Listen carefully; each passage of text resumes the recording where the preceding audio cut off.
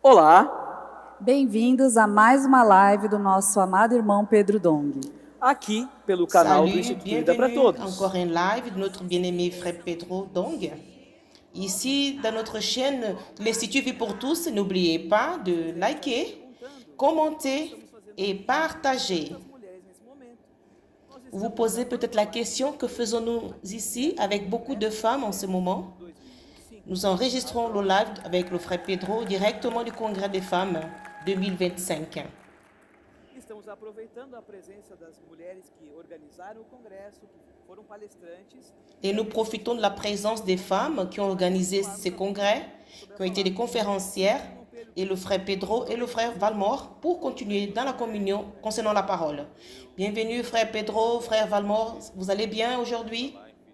Grâce à Dieu, c'est un grand honneur d'être dans ce live avec la participation des sœurs.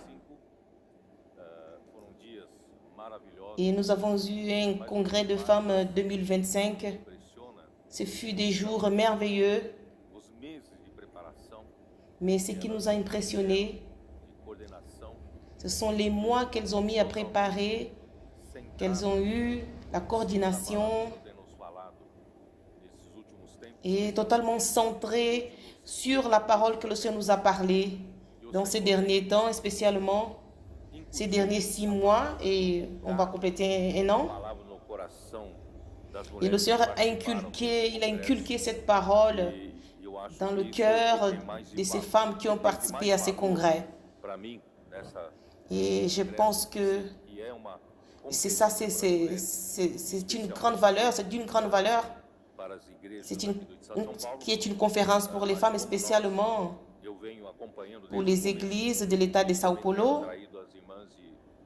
Mais comme j'accompagne dès le début, et ça aussi attiré les femmes d'autres régions et d'autres pays. Grâce au Seigneur, il nous a donné des jours merveilleux. Et tous, nous sommes en extase concernant ce que le Seigneur est en train de faire. Et hier,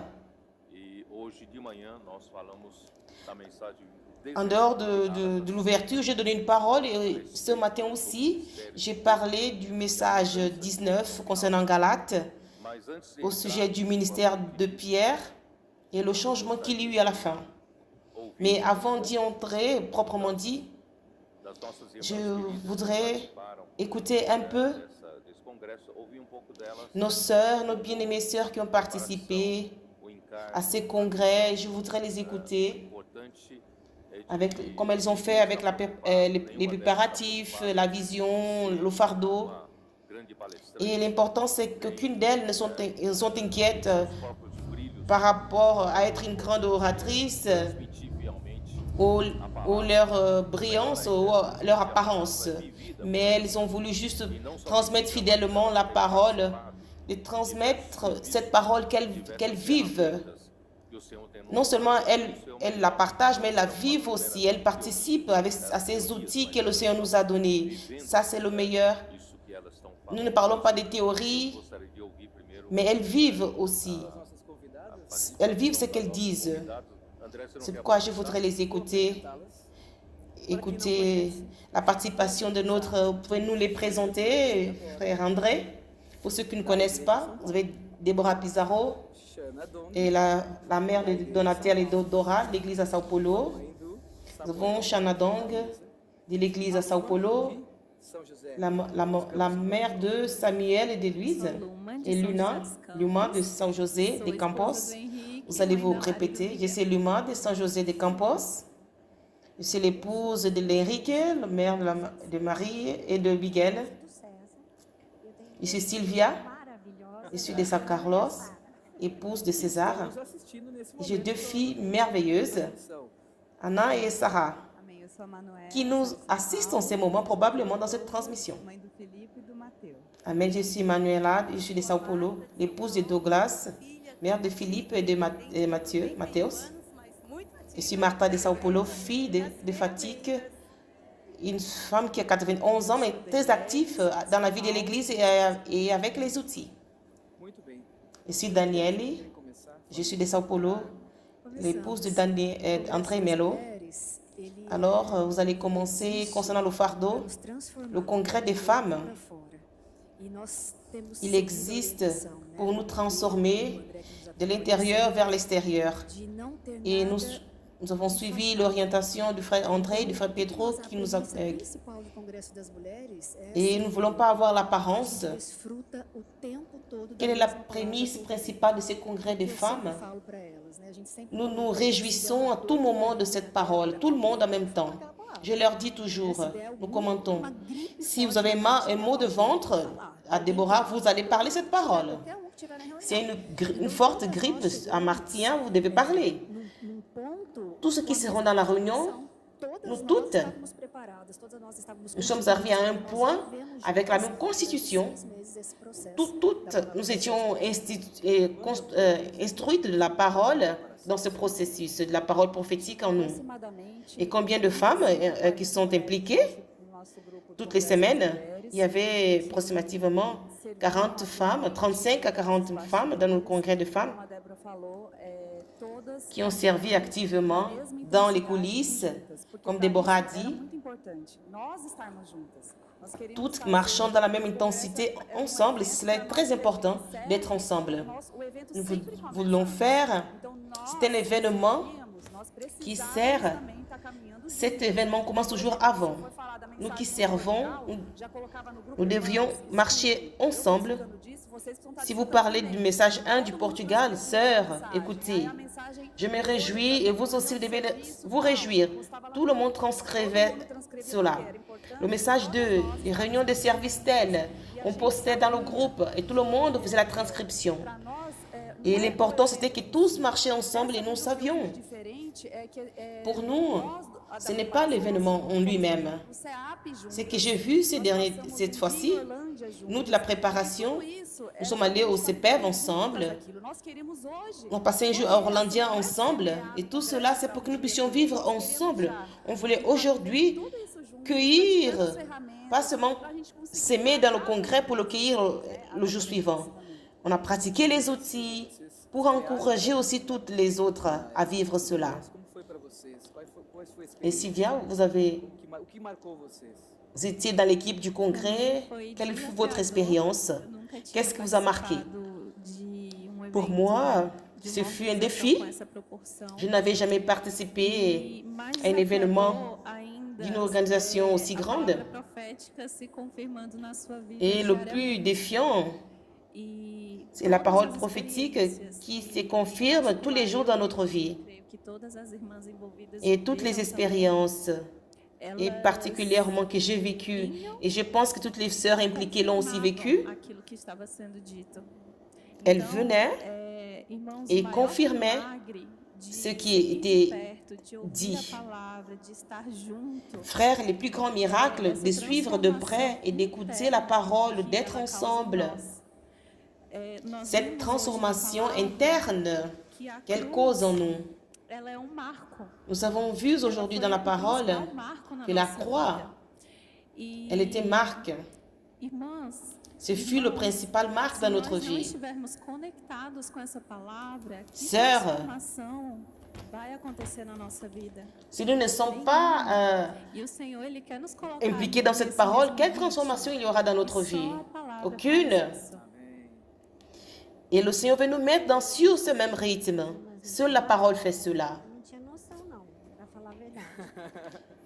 Quand les sœurs m'ont appelé, que j'ai répondu oui, je n'avais pas une notion. Pour vous dire la vérité, je n'avais aucune notion.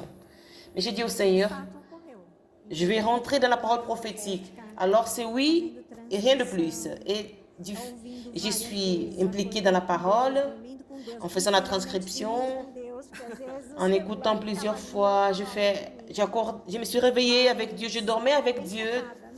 Souvent, le cellulaire était là, branché, j'écoutais. J'étais dans le focus, focalisé sur la parole prophétique. Et cette parole prophétique fait son habitation dans notre cœur.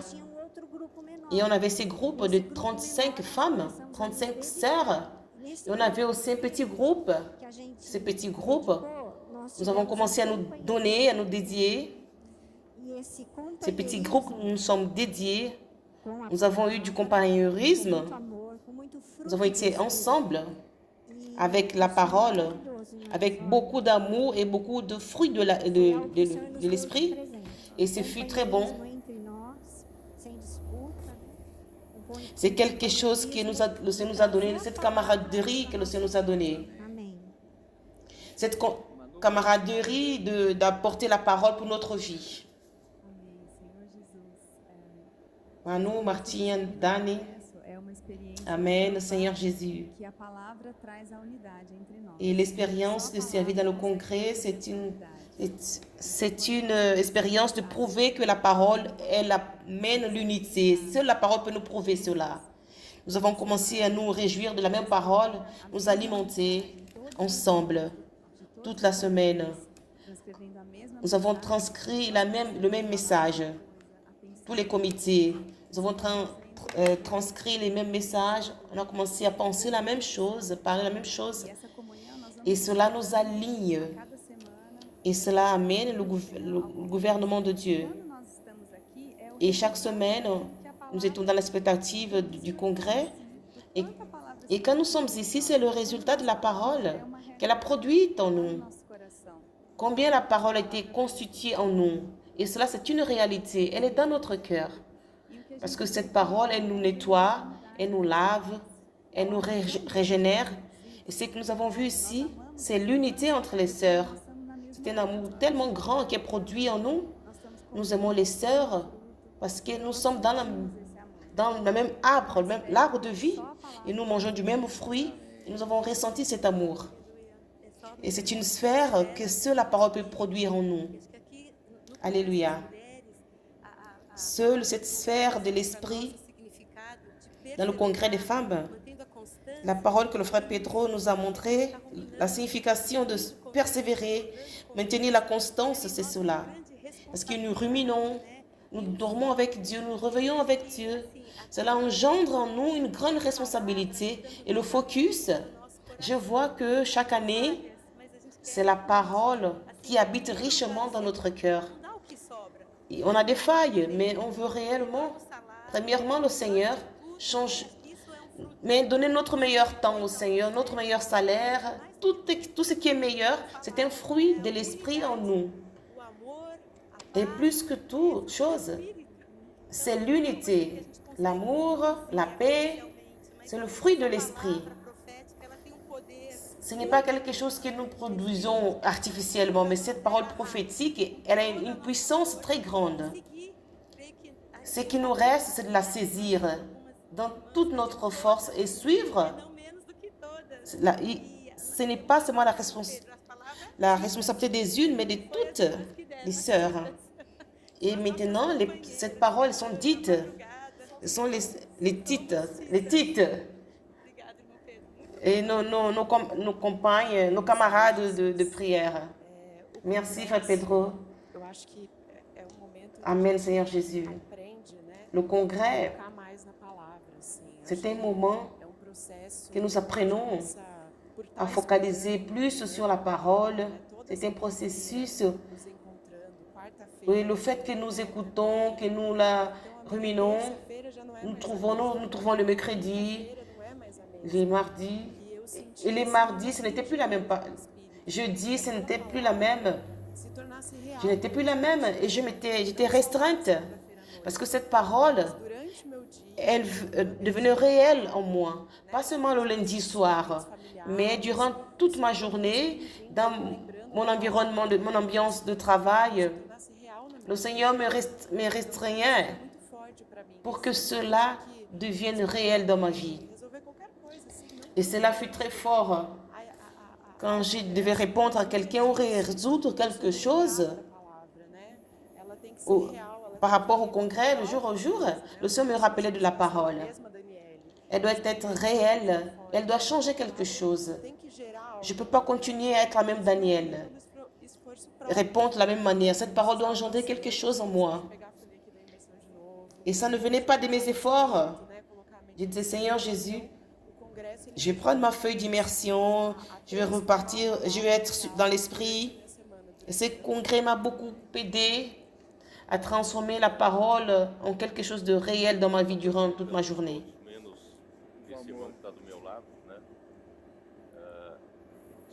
Nous avons tous présenté, c'est le Valmore qui est là. Pour tous ceux qui nous accompagnent, vous sachez que le congrès de femmes à Sao Paulo, il a commencé en 2017. Et il y a eu une grande pression d'autres régions qui faisaient des conférences des sœurs. Et cette pression est arrivée à Sao Paulo. Et les sœurs, d'une certaine manière, m'ont pressionné. Et j'avais peur que ce jour arrive.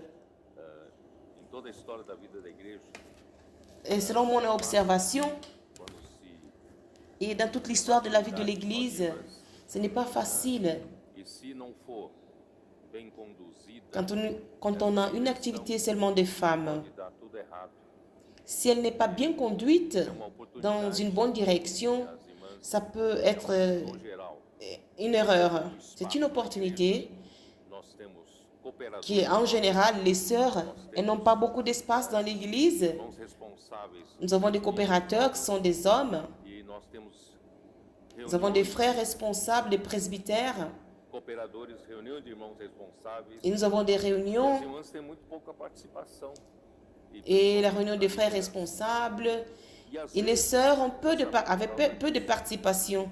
Et surtout dans le leadership. Et quelquefois, à cause de cela, et parfois légitimement, les sœurs, elles ont le fardeau, elles ont aussi la voix. Elles doivent exercer quelques rôles qui fassent une différence aussi dans l'Église. Mais si elles ne sont pas bien conduites, ça peut causer beaucoup de problèmes. Et problèmes de disputes, de compétition. Alors j'avais très peur que ces jours arrivent. Mais finalement, ce jour est arrivé.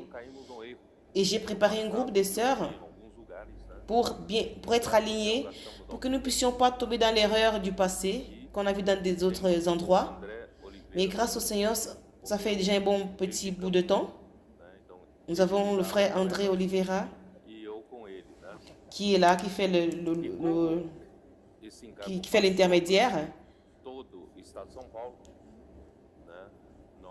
Et comme ce fardeau est maintenant dans tout l'état de Sao Paulo, j'ai invité le frère Valmore, un frère assez mûr, et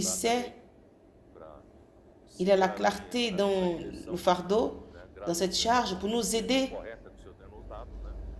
à ficeler bien cette direction, la direction correcte que le Seigneur nous donne. Et je voudrais demander à quelqu'un qui est une sœur qui n'a pas participé à ces congrès, qu'est-ce que tu as pensé? Je suis enthousiaste de ce congrès des femmes ici à Sao Paulo. Mon épouse, elle est de l'intérieur. Elle a déjà participé dès les premiers jours. On avait une aspiration que ce serait un service ensemble de tout l'État de Sao Paulo.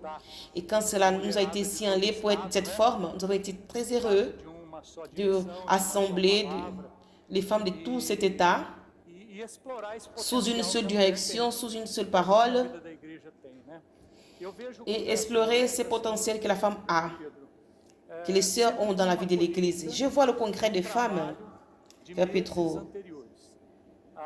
comme une cueillette d'un travail des mois antérieurs. Le congrès passé, Solange devait participer, mais à cause d'une cirurgie d'urgence, elle n'a pas pu participer ici avec vous. Mais elle a participé dans tous les processus du mois passé. J'ai dit, mais je me disais, je vais dormir, tu ne vas pas dormir? Pourquoi? Parce qu'elle commençait à participer à la réunion de préparatifs, d'immersion dans la parole, d'immersion raffinée et profonde. Elle a fait des semaines et des mois aussi avant le congrès. Et de ce fait, les sœurs, elles font ce travail d'immersion et la parole, elle est inculquée en elles. Et quand nous arrivons ici, nous voyons cela. Et cela est exprimé d'une manière... ce n'est pas une présentation, mais c'est ce qui sort du cœur. C'est ce que le frère Pedro a dit hier et aujourd'hui, que le travail externe, c'est pour faire un travail intérieur. Et nous avons vu que cela est fait en vous, vous les sœurs qui sont ici.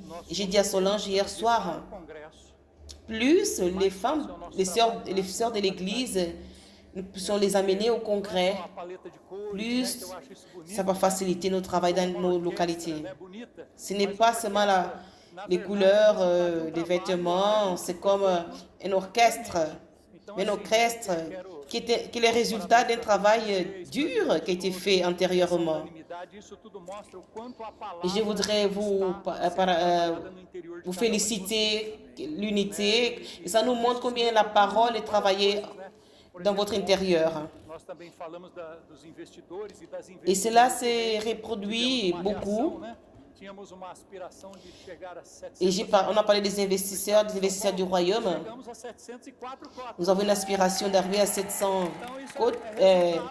quotas dans l'état de Sao Paulo. Donc 700 quotas. Et c'est le résultat de votre travail. Et je voudrais vous encourager, vous de la coordination, toutes les sœurs des églises qui ont participé. Continuons à aller de l'avant. Et je voudrais aussi encourager toutes les femmes de toutes les églises, de toute la terre, bien alignées avec la parole, dans la même fréquence, dans la même charge, dans la même phase. Vous faites beaucoup de différences dans la vie de l'Église. Seulement ce petit cas des investisseuses du royaume, nous voyons comment les femmes ont une grande force. Et souvent, ce n'est pas dans toute la famille. Mais vous prenez cela comme un focus, vous luttez pour cela. Et je voudrais vous encourager toutes les femmes, les participantes. Et non seulement elles sont plongées ce mois-ci dans la parole, les paroles que le Seigneur nous a données, elles sont allées chercher le désir du cœur du Père, elles sont allées prendre le chuchotement, ce que le Père désire réellement. Elles sont allées à fond dans la parole. Et depuis 2017, j'ai travaillé là-dessus. Nous n'avons pas besoin des grandes conférencières ou des grands artistes pour interpréter des rôles ou des personnages. Mais nous avons besoin de personnes authentiques et réelles qui sont un témoignage de la parole, qui elles se réjouissent. Non seulement elles se réjouissent de ces paroles, mais elles les appliquent, elles participent aux outils. Et certaines sont dans les maisons d'adolescents, le TCI, et d'autres participent dans le réseau de soins, le Viens et Vois, Mission Famille, groupe familial, peu importe. Les femmes, quand elles sont encouragées à Sao Paulo, les sœurs ont été divisées. Elles ont multiplié les groupes pour participer au CEPEV. On n'a pas encore vu les frères. Les frères, ils ont des dettes. Ils doivent aussi se multiplier pour aller participer au CEPEV de Sao Paulo. Les sœurs sont allées aussi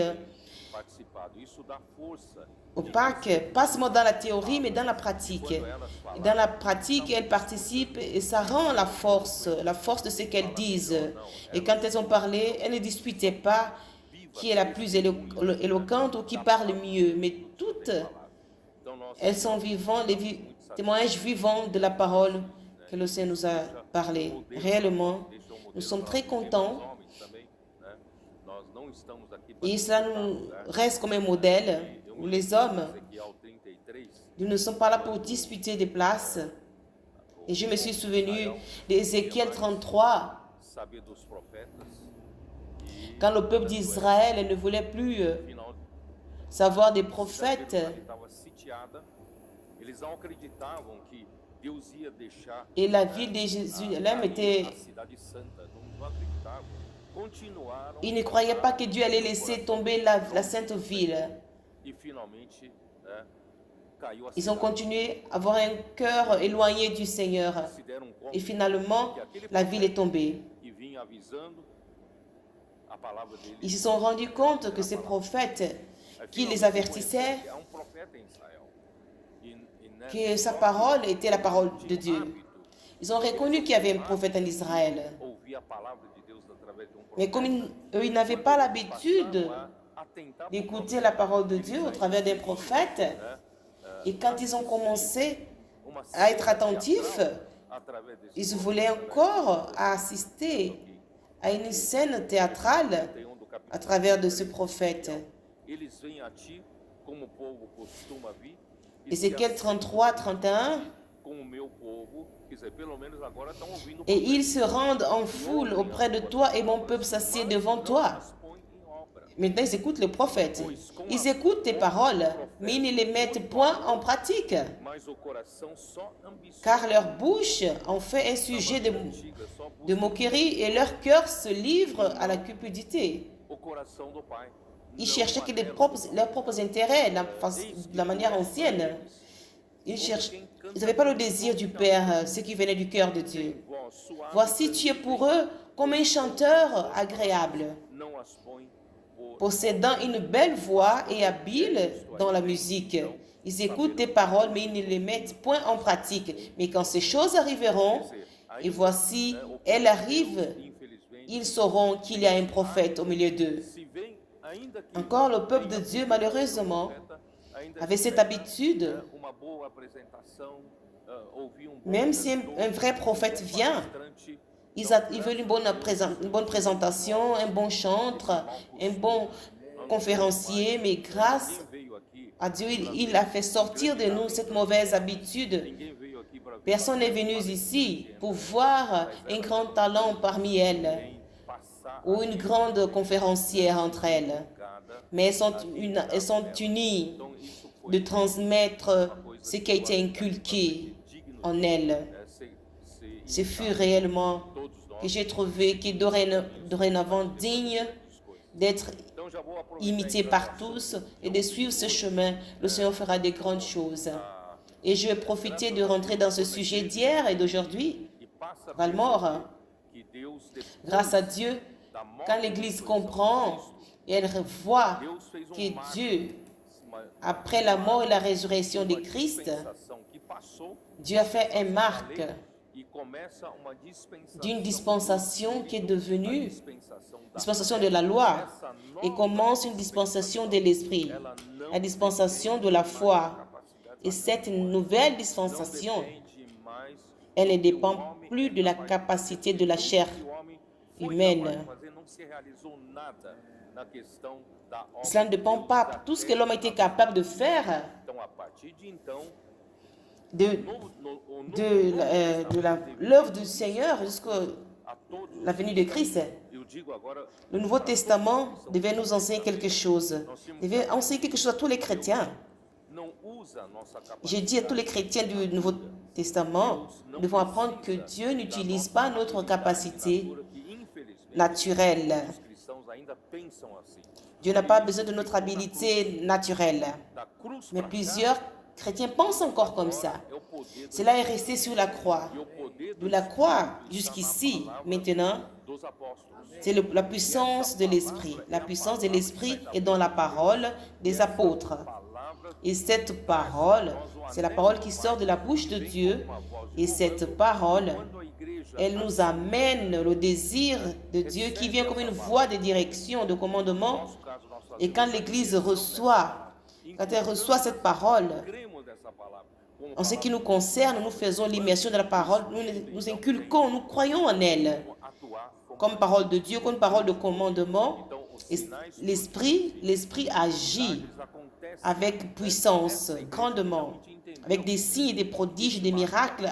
Il se passe avec cette Église qui comprend ce repère de la croix. Ce n'est pas notre capacité. Dorénavant, c'est la puissance de l'Esprit qui fait son œuvre. Et grâce au Seigneur, j'ai raccourci l'histoire. Depuis 2017 jusqu'à aujourd'hui, le Seigneur fait des miracles après miracles. Et aujourd'hui, nous sommes dans tous les continents.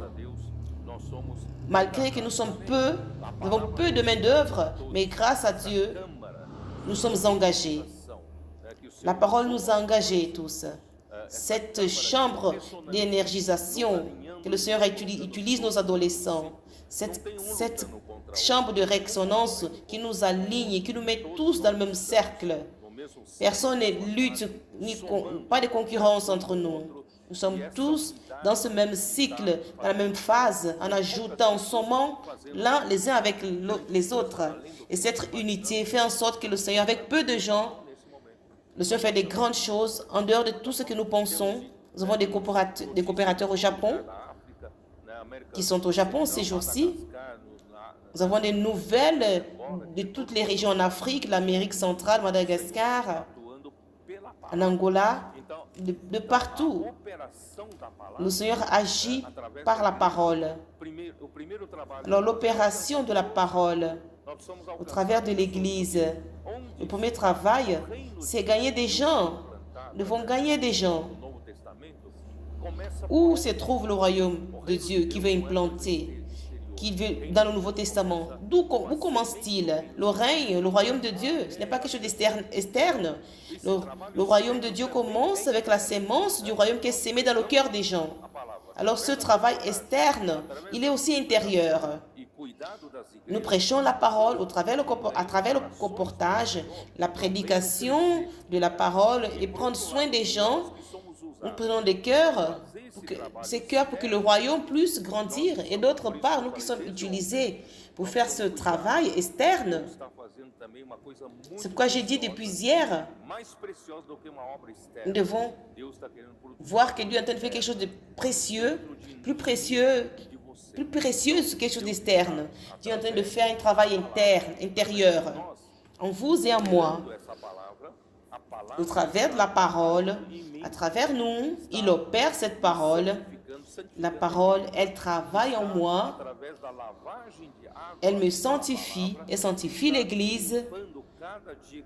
Au travers du lavage de l'eau de la parole, elle nettoie chaque jour les éléments de notre vieil homme. Et parfois, notre vieil homme, il peut surgir au milieu de notre service. Il y a un conflit, une dispute, mais l'Esprit vient me montrer que je vais apparaître. Souvent, nous vivons encore dans ces choses. Mais à travers la parole, elle nous lave. Elle ôte ces vieux éléments et elle met de nouveaux éléments du nouvel homme. Cet nouvel homme qui est créé par Dieu, c'est la vérité qui est constituée dans notre intérieur. Et extérieurement, nous accueillons d'autres personnes, mais Dieu nous remplit de Christ. Ça, c'est un travail qu'à la fin de compte, dans ce travail, nous sommes un. Et cette unité, ce n'est pas une unité humaine ou de manger une pizza ensemble. Cette unité, la même unité entre le Père et le Fils, cette unité organique, elle est divine que nous avons parmi nous. Elle n'existe pas parmi les êtres humains. Et l'objectif de tout ça, c'est de nous introduire dans la vie de Dieu. D'une part, nous prêtons attention à tout ce que le Seigneur fait de la partie extérieure. Il a besoin de l'Église pour atteindre toute la terre. Mais nous devons prendre soin aussi, jamais d'être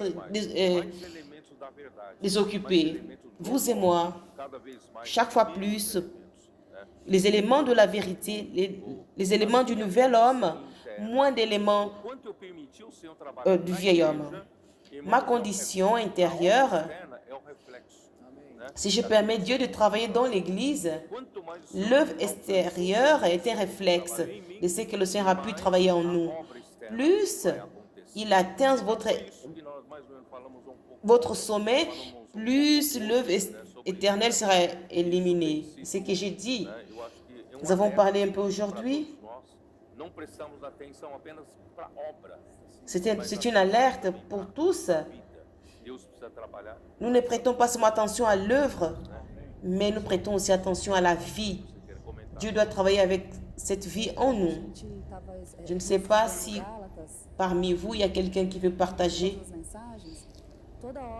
Quand nous étions en train d'étudier Galates, et ruminant les messages, tout moment, on disait ceci. On prenait note, on faisait attention. Les dangers, attention. Très grave. C'était rempli d'alerte. Nous sommes dans cette dispensation de la foi. Nous devons faire très attention pour ne pas utiliser la vieille dispensation. La vieille dispensation nous confie dans notre chair. Je me confie en ce qui je sais faire. Après 9 ans de congrès, nous savons déjà faire le congrès. Si vous saviez comment c'était, c'est totalement en confiant pleinement. On a commencé à créer une ligne. Sœurs, effaçons et partons de zéro. Mais c'est difficile de se confier à l'esprit. Parce que notre être, il veut être en sécurité. Il est intentionnel. Si quelqu'un me donne le pas 1, 2 ou 3, va et confie, crois. C'est plus difficile d'y aller comme ça sans rien faire. Mais dans la dispensation de la foi, nous ne dépendons pas de notre capacité. Nous dépendons du pouvoir de l'esprit. Et nous avons donné notre focus d'écouter diligemment à la parole et obéir. L'esprit n'arrive pas à agir. Que vas-tu faire? Tu vas utiliser ta propre capacité. Si tu n'as pas l'esprit, qu'est-ce que tu vas faire? Tu vas utiliser ce que tu sais faire. Mais sœurs, il est important. On doit inculquer vraiment la parole. Écouter avec foi. Nous devons croire et obéir. Et là, l'esprit a la puissance pour agir et faire ces choses. Ce qui est important dans la parole. C'est comme la parole est importante pour croire et en même temps, elle nous lave. Parce que notre âme est encore remplie de vieilles choses de la chair. Elle est remplie d'inimitié, invalidité, des opinions différentes. Mais ce que le Seigneur fait au travers de sa parole, c'est de nous laver. C'est nous sanctifier. Toutes les impuretés vont sortir. Vous soyez ce fleuve transparent, n'est-ce pas, Martin, qui n'a aucun point obscur. C'est que la parole fait en nous, Seigneur Jésus. Frère Pedro, j'ai accompagné aussi, bien, plusieurs congrès. On n'a jamais eu à affronter les problèmes de relation. On a toujours eu parce qu'elles ont toujours profité que la parole produisait dans le congrès. Peu importe, tant que la parole avance, toutes les semaines, elles ruminaient cela, elles écoutaient plusieurs fois, elles transcrivaient un millier de fois, même la croix. Il y a eu une dispensation, c'est comme s'il y a eu une puissance latente pour exécuter la puissance de Dieu. Qu'est-ce qu'elle produisait? Des choses externes, des choses positives ou négatives. Mais quand la dispensation de la foi est avec la dispensation de la croix, la parole de Dieu, elle entre, elle consolide, elle engendre une œuvre qui est visiblement une œuvre faite par l'Esprit. Nous allons parler jusqu'à tel message, non. Chaque message, chaque semaine, chaque live, c'est un contenu grand. C'est ce modèle que le congrès nous a montré. Il n'y avait pas une méthode de faire un congrès, mais il y a un modèle de chercher la parole prophétique en transcrivant. Elles ont transcrit plusieurs fois. Il y avait 17, j'ai écouté 5 fois. Et cela met la parole dans et cette unité qu'elles ont dit, c'est cela. Notre travail a toujours été, qu'est-ce que la parole prophétique nous dit? Et cette chose que nous avons remarquée, sœurs, elles n'ont pas voulu apporter quelque chose pour parler. Je lui ai donné une interprétation. Elles avaient pris un soin, la crainte de détourner, se détourner, parce qu'elles savent ce qui fait cette œuvre. Que Christ puisse remplir l'Église, c'est la parole qui a été inculquée. Et si j'apporte un autre modèle qui n'est pas celui-ci, nous ne laissons pas Christ remplir l'Église. Je vais rendre un témoignage. Les sœurs qui nous ont conduits, leur fidélité, c'est la parole prophétique. La sensibilité de ce chuchotement, Frère Pedro, de Dieu. On efface et on reprend tout. Et c'est plusieurs fois. Les sœurs qui ont libéré, elles étaient en esprit, ce qui était dans le cœur. Merci, mes sœurs. Ça, c'est beau. La fidélité. Souvent, l'esprit change. On ne sait pas là où il va. Mais il est important d'obéir vite. Les diligentes, il faut prendre vite. Ces versets que le frère Pedro a lu, que le peuple commence à lire avec la bouche qui professe de l'amour. Et ces versets aussi nous est venu. Et ça nous a impressionné. Parfois, c'est facile de dire, quel beau message. L'immersion, c'est de Dieu. Voilà, amen. Mais mon cœur a besoin d'aimer cette parole. Alors, mon cœur a besoin de rentrer dans cette œuvre. Pas seulement l'œuvre externe, mais l'œuvre intérieure. Ce n'est pas de parler ou répéter. C'est un congrès. Il nous apporte cela. Ce n'est pas seulement apprendre comme une machine les versets, mais c'est d'inculquer la parole, que cela devienne réel. Mais on s'implique, on ouvre la maison, on appelle les adolescents à la maison, on fait le viens et vois, on va à Orlandia, on va au CPF et tout arrive. Amen. Je vais utiliser ce concret comme une illustration. Apparemment, le résultat, plusieurs mois de travail, ce fut ces 3 jours. Mais pour Dieu, le véritable résultat du travail est resté dans votre cœur. Ce n'est pas ces 2-3 jours. Ce qui a été travaillé en vous. Ce que je vais vous montrer. Souvent, on prête attention à ce qui est un résultat externe, mais on n'avalue pas le résultat intérieur, ce que le Seigneur a fait parmi vous. Et nous avons vu à l'Église que le résultat de l'Esprit opérant et que cet Esprit est en constant mouvement et il travaille. L'Esprit, quand il opère en nous, il ne nous laisse pas rester sur place. Mais toutes les fois que les sœurs écoutaient le chuchotement, qu'on écoutait leur chuchotement, elles parlaient et nous on parlait. Notre lit remplissait en peu de secondes. Parce que l'obéissance est très importante. Et dans notre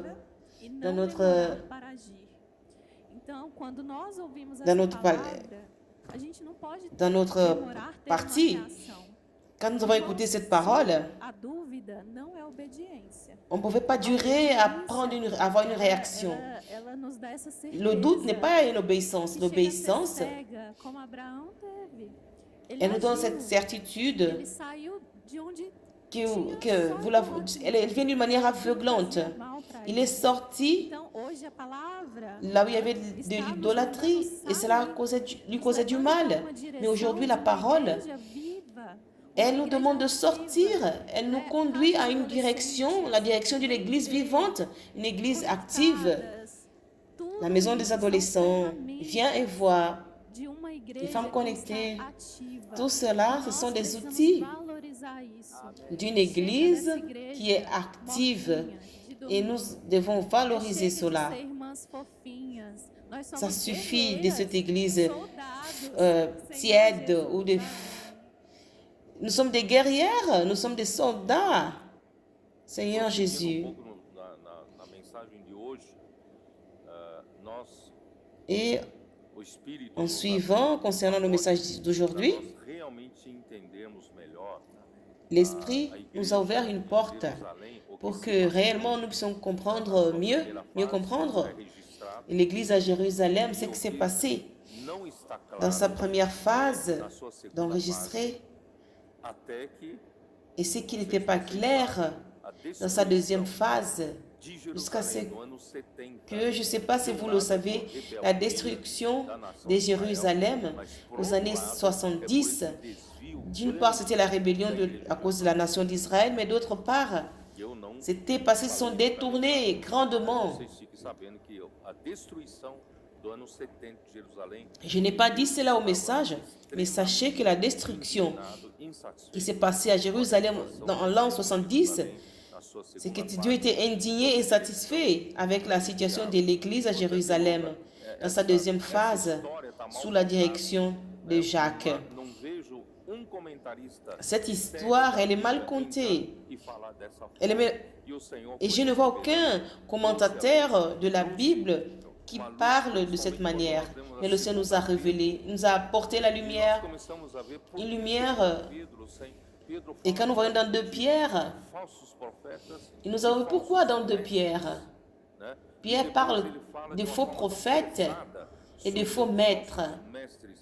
Et après, il parle d'une manière très lourde, pesante, qui étaient des moqueurs de la parole de Dieu.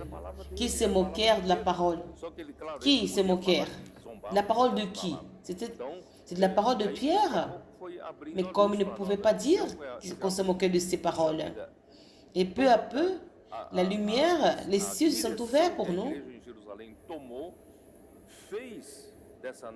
Toute la direction que l'Église à Jérusalem avait prise a fait de cette nouvelle phase de l'Église à Jérusalem une Église qui s'oppose à l'œuvre de Dieu. Non seulement dans la direction que Pierre conduisait, je n'ai même pas encore parlé de Jean. Et à Paul, je n'associais pas que les oppositeurs de Paul, au début, c'était des Juifs, non de l'Église. Et après, nous avons vu que les judaïsants ont commencé à s'opposer et à y persécuter. Ils suivaient Paul pour le déprécier son ministère. Et nous voyons que ces oppositeurs, c'était des oppositeurs qui étaient à l'église à Jérusalem, dans la deuxième phase. C'était les pratiquants de la loi. Ils se sont opposés à Pierre, ils se sont opposés aussi à Jean et à Paul.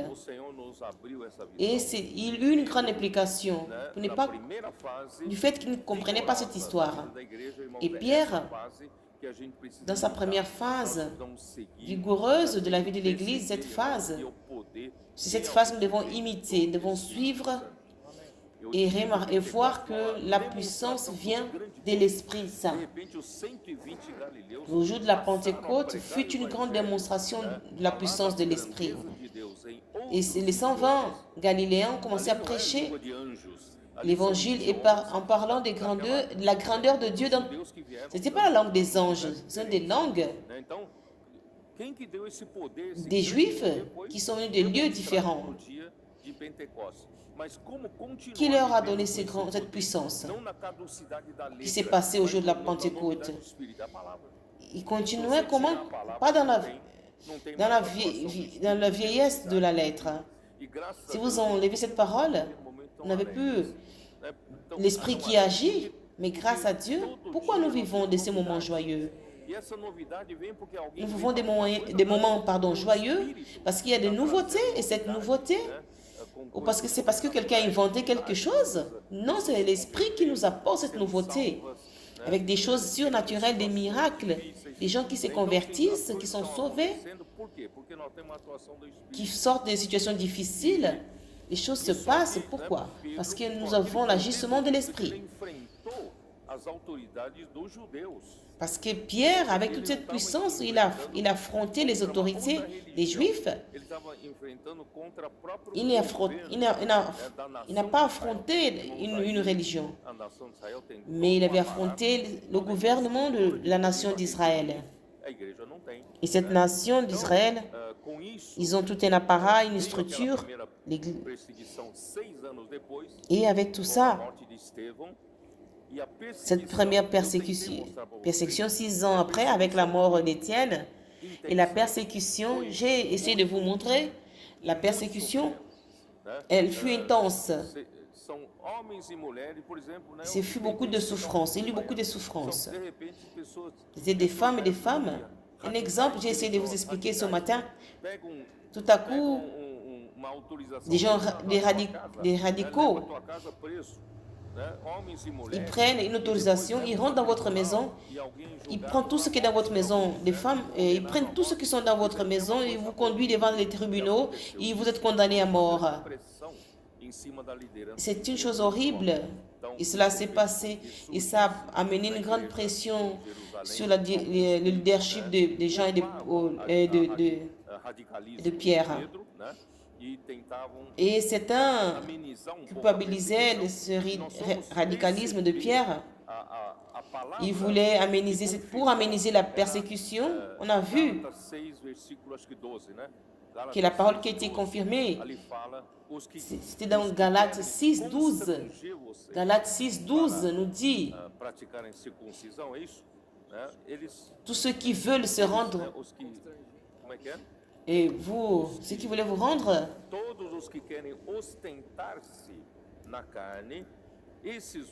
tous ceux qui veulent vous rendre agréable, se rendre agréable selon la chair, ils vous contraignent à vous faire circoncire uniquement afin de ne pas être persécuté pour la croix de Christ. Ici, Paul a révélé le motif par lequel l'Église à Jérusalem avait changé de direction. Par la pression, la persécution, la pression de ceux qui étaient en faveur à la pratique de la parole et judaïsant, pour ne pas être persécutés, ils ont renoncé à la croix de Christ, ils ont retourné à la loi. Et cela s'est produit à l'église à Jérusalem. Et quand ils sont allés sur la direction de Jacques, ils ont tourné le dos au ministère de Pierre. Ils ont tourné le dos à la parole que Pierre ministrait. Cette parole qui apportait la vigueur, la vigueur du premier temps. Alors, tout simplement, elle a disparu. Mais aujourd'hui, je vais vous dire maintenant, je n'ai pas la certitude, mais je pense ceci. Et je vais partager avec vous.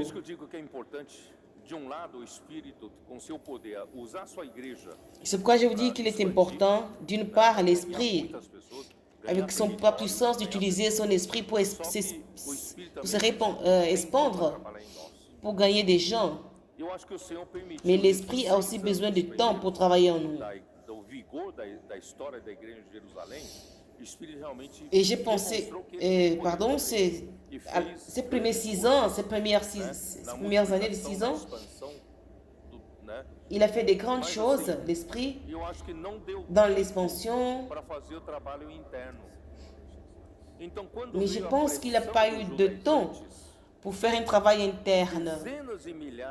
Quand la pression des judaïsants est arrivée, des dizaines de milliers de juifs qui ont cru, tous sont tombés sous cette pression. Il devait y avoir un grand groupe.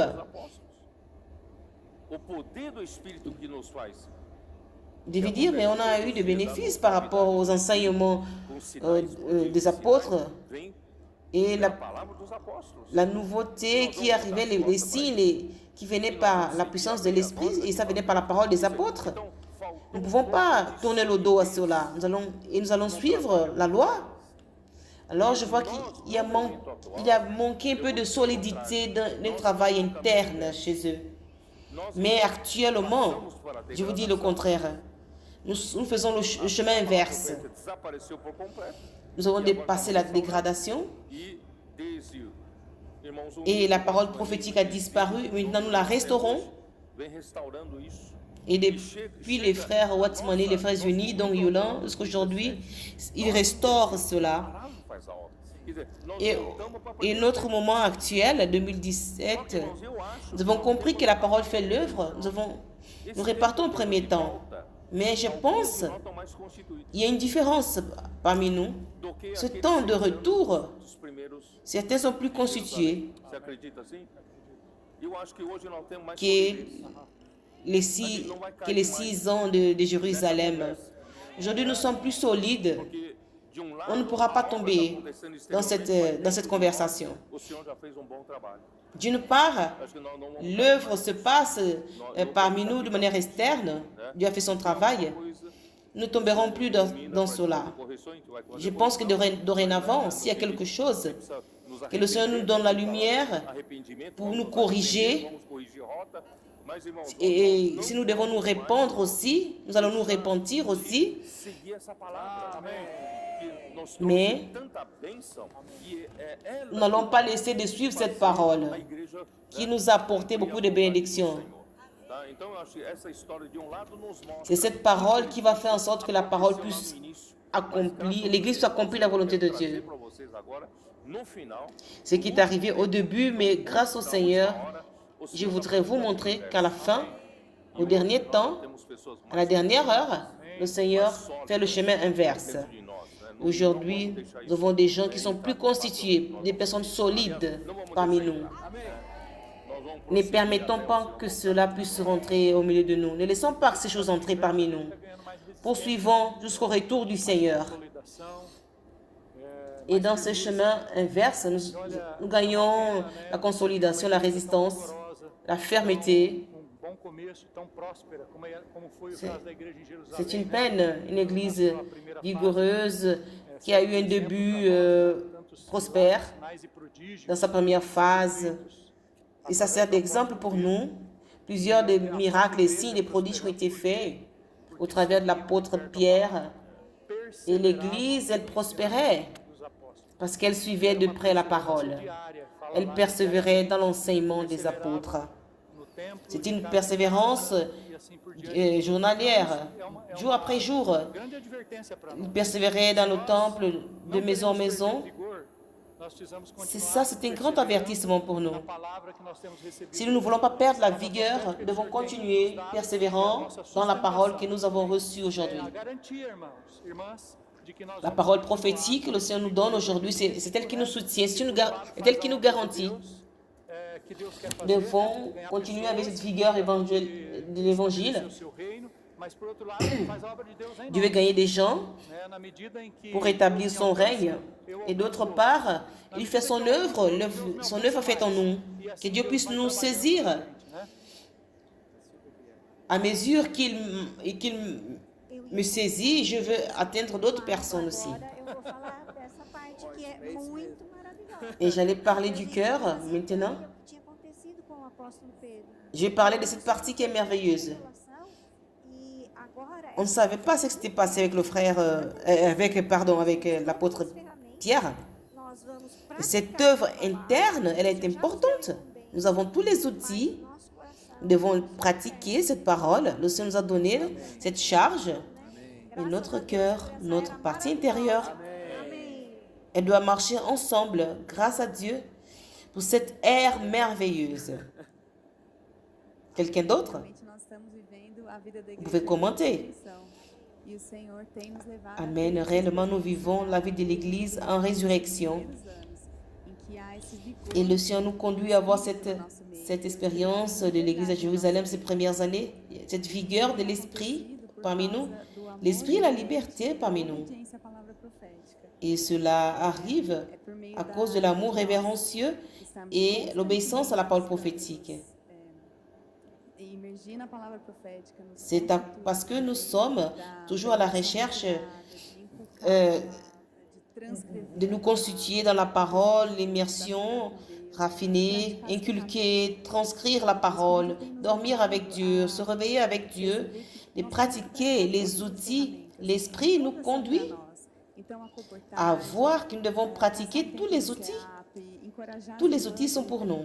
Le comportage, passer un moment au CPEV, encourager les sœurs de notre localité d'aller au CPEV aussi. prier pour les gens, faire des appels, mission famille, chercher des contacts que nous avons dans les coportages, plusieurs contacts. Chaque week-end, ils sont rassemblés et ces contacts nous sont partagés. Et tout cela nous montre que le Seigneur nous met dans la même phase, la même fréquence. Et j'ai vu cela dans l'église, juste au point que le Seigneur, que nous avons pu expérimenter cela dans le congrès des femmes. Et le Seigneur a mis cela dans nos cœurs.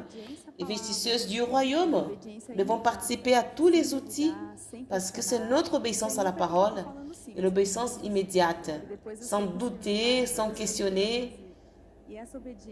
Je ne sais pas pourquoi j'ai dit oui, mais j'ai dit oui. Mais je sais que le Seigneur va faire cette obéissance, cet amour révérent et fait en sorte que l'Esprit ait la liberté et la vigueur parmi nous pour restaurer la condition de l'Église.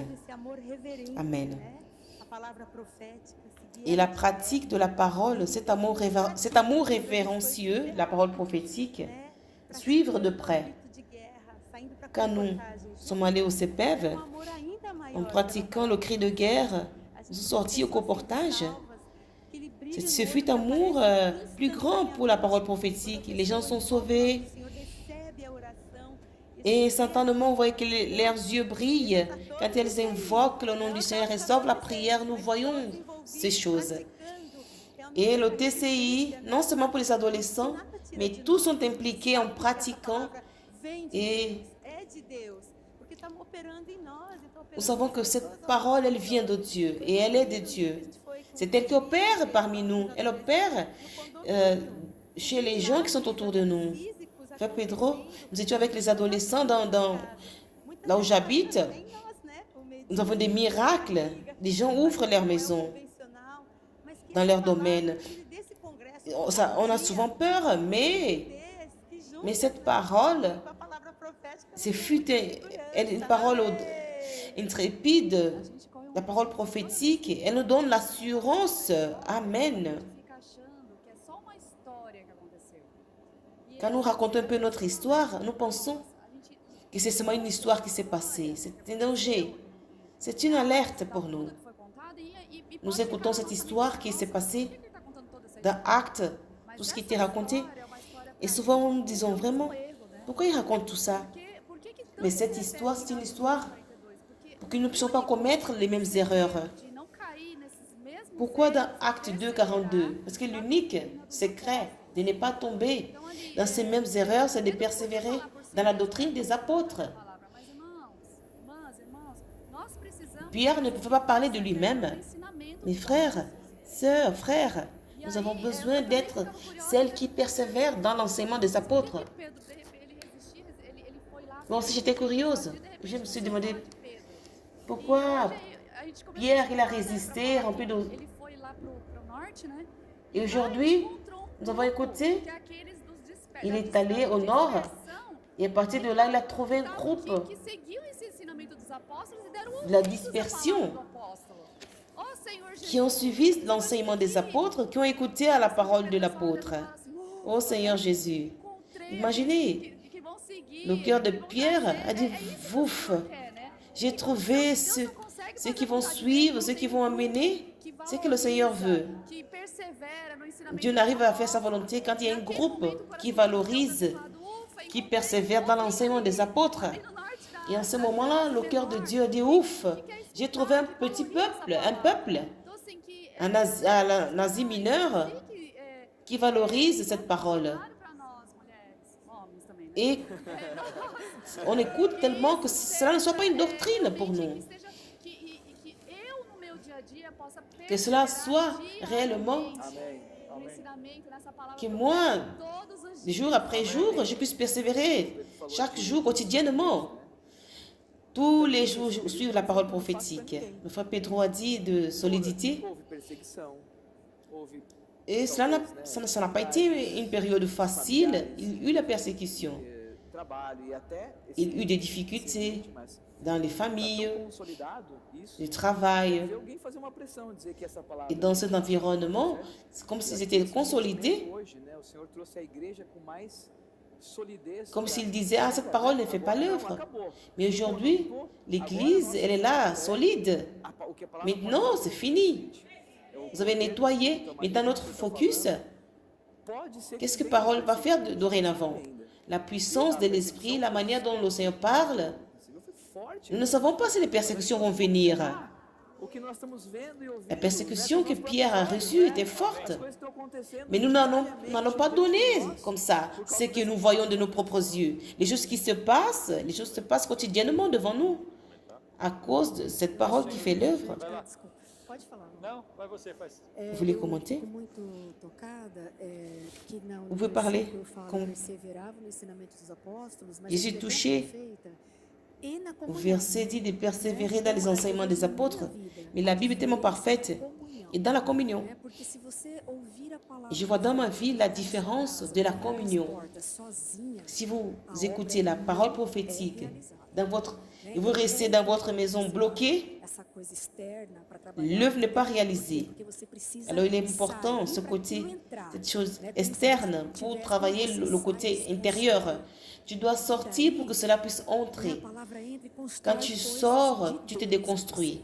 Et à partir de là, la parole entre en toi et elle construit les choses de Dieu en toi. C'est pourquoi il est important d'avoir la communion, frères et sœurs. Il est très important d'avoir la communion. Pourquoi tous nous pensons la même chose? À cause de la communion. C'est la communion de quoi? De la parole. Qu'est-ce que nous parlons? 8 heures du matin, de 20 heures jusqu'à minuit, c'est la parole. Et le mari vient dans la salle de réunion, l'enfant commence à pleurer, mais c'est la parole, la communion. Alors si on amène cela dans notre vie en communion, Christ commence à me gouverner. Et à partir de là, quand il me gouverne, je suis membre du corps de Christ. Et je vais apporter des bénéfices pour l'Église. Alors l'Église, elle est gouvernée par Christ. Et quand Christ arrive à gouverner toutes choses, par l'Église, nous sommes gouvernés, nous pouvons gouverner d'autres choses. C'est à partir de là que les choses se passent. Mais j'ai besoin de la communion. La communion dans ma vie, elle change beaucoup de choses. Amen. La communion et l'action. Ici, on ne peut pas tout accompagner. Le solaire ne s'arrête pas. Nous allons au CEPEV. Ils sont allés au CEPEV. Et tout à coup, Foz d'Iguaçu, nous allons suivre la parole prophétique de près. Ils sont allés à Orlandia. Alors, ces actions qui se sont passées et la communion qui se sont passées, c'était un modèle réel pour nous. C'est bien. Ce n'était pas une invitation. Allons à Orlandia. On disait Orlandia tel jour. C'est ce que Dieu veut. On a pleuré ensemble, on a ri ensemble, mais il y avait toujours la parole. C'était toujours la parole qui nous gouvernait. Et je vais continuer comme ça, dans la communion. Un point que le frère Pedro a dit aujourd'hui, la plupart, vous avez beaucoup de tâches, des activités, le travail, ainsi de suite. Et souvent, nous tombons en tromperie. Je vais attendre encore un peu de temps pour servir. En ce qui concerne les offrandes aussi, je vais attendre que ma situation financière s'améliore. Il a utilisé ce verset qui dit « Venez à moi, vous tous qui êtes fatigués et chargés, et je vous donnerai du repos. Et prenez sur vous mon fardeau, car mon fardeau est léger, et vous trouverez du repos pour vos âmes. » Alors le secret du repos, c'est de servir. Et dernièrement, on a beaucoup marché, on va ici et là, n'est-ce pas Sylvia? On va ici et là. Mais intérieurement, on se repose. Alors mes sœurs et frères, il faut s'impliquer dans l'œuvre. D'une part, on s'implique avec notre localité, avec notre micro-région, mais il est important de voir l'œuvre comme un tout, comme le frère en Asie, comme le frère Pedro a dit, dans d'autres pays, nous faisons partie de cela aussi. Quand nous donnons nos offrandes, nous autres investisseurs du royaume, nous participons à la maison des adolescents, au congrès des femmes, tout cela, ce sont des outils que Dieu nous a donnés pour faire ce qu'il veut faire. Que veut-il faire? Il veut faire que toutes les choses soient gouvernées en Christ. Ce n'est pas seulement les adolescents qui doivent savoir cela, mais nous aussi nous devons savoir cela. Et le Seigneur, il est à la tête de toutes choses. Il est le chef. Et nous sommes tous impliqués dans l'œuvre au travers de la parole. Le Seigneur, il nous conduit à un travail consistant. Et si nous avons cet équilibre, le Seigneur a besoin de nous d'une part. Pour cette œuvre externe, il y a des gens qu'il faut être dans les rues, il faut qu'il y ait quelqu'un pour porter ce fardeau, pour prendre soin des autres. Le réseau de soins, le TCI d'une part. D'autre part, ne pas perdre le réel travail que le Seigneur est en train de faire dans notre intérieur. Et cela nous donne de la consistance. Nous ne sommes pas arrêtés dans le temps. Ce n'est pas seulement quelque chose d'externe, mais quelque chose de consistante. Et plus nous sommes remplis de Christ, plus nous avons cette consistance, moins vulnérables nous serons pour l'attaque de l'ennemi. Comme André a dit, nous ne savons pas si les persécutions viendront ou de quelle manière viendront-elles.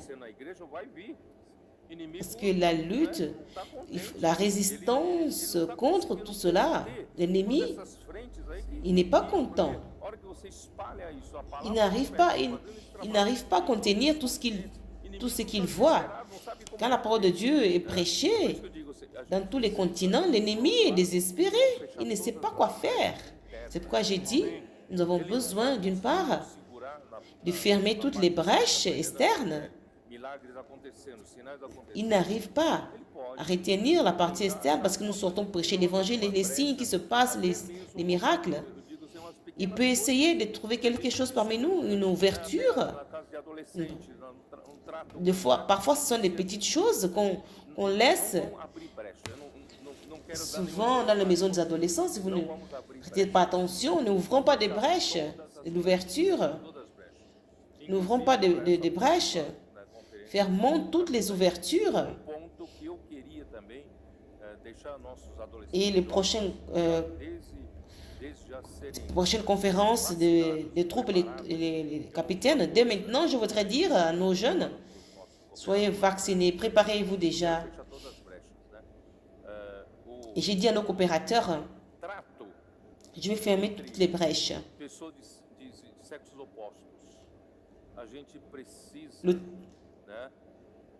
Le traité des personnes de sexe opposé.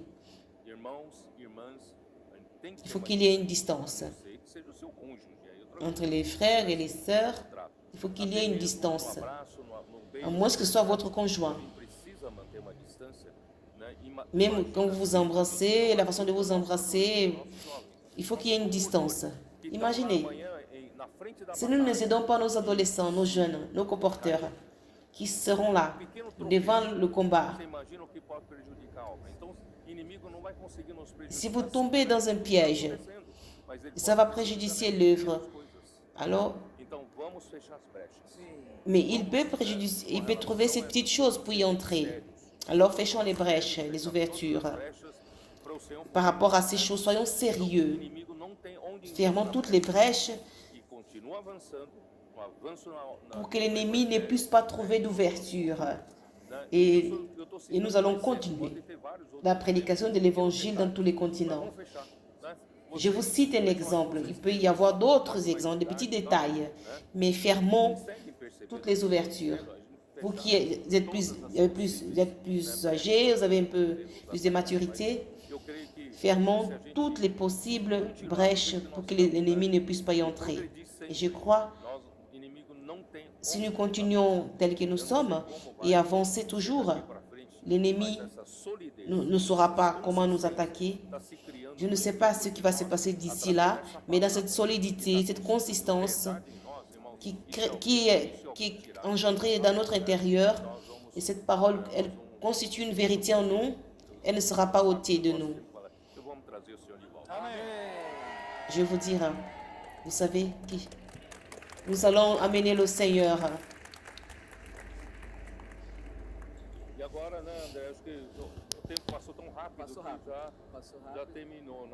Et maintenant, André, le temps est passé rapidement.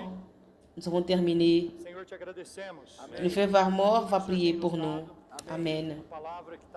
Seigneur, nous te remercions pour tout ce que tu nous as donné. La parole qui est devant nous, qui nous conduit dans la direction, qui donne cette vigueur évangélistique. Seigneur Jésus, beaucoup de signes, des miracles et des prodiges. Et nous prions que le Seigneur nous garde. Continue à nous garder de toutes les brèches, de toutes les attaques. Nous voulons continuer à prospérer. Fais ta volonté. Et amène le Seigneur dans notre génération. Pendant cela, Seigneur, travaille en nous. Travaille dans notre intérieur, dans notre cœur. Fais aussi ton œuvre en nous. Ce que tu veux faire en nous conclut là, Seigneur. Par le moyen du congrès des sœurs, continue à travailler dans nos sœurs. Seigneur Jésus, qu'elles soient unies, jusqu'à ce que notre unité soit comme toi. Nous soyons introduits dans cette grande unité. Nous soyons un en toi. Merci Seigneur Jésus. Amen.